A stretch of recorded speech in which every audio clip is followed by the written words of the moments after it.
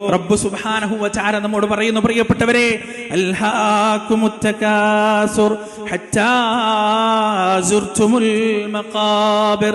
നിങ്ങൾ ഇങ്ങനെ പെരുമ നടിച്ചുകൊണ്ടിരിക്കുന്നു.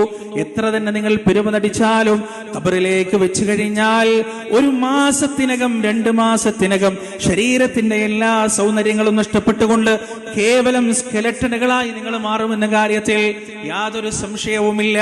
അള്ളാഹുവിന്റെ വാക്ക് എത്രമാത്രം അർത്ഥവത്താണ് എന്ന് നാം മനസ്സിലാക്കുക. പ്രിയപ്പെട്ടവരെ, നല്ല ഒരു മരണം കിട്ടാൻ നമ്മുടെ ശരീരം മണ്ണിനോട് ചേർന്നാലും അള്ളാഹുവിന്റെ സവിധത്തിൽ, അള്ളാഹുവിന്റെ അനുഗ്രഹത്തിൽ, അള്ളാഹുവിന്റെ റഹ്മത്തിൽ, ആ ബർസഖിന്റെ ലോകത്ത് വിശാലമായ ഖബറിടത്തിൽ സ്വച്ഛന്തം കിടന്നുറങ്ങാൻ, സ്വച്ഛന്തം വിഹരിക്കാൻ, അള്ളാഹുവിന്റെ വാത്സല്യവും സാന്ത്വനവും എമ്പാടും നുകരാനുള്ള ഭാഗ്യം നേടിയിട്ട് വേണം ഈ ലോകത്ത് നിന്ന് അവസാനമായി നാം യാത്ര പോകേ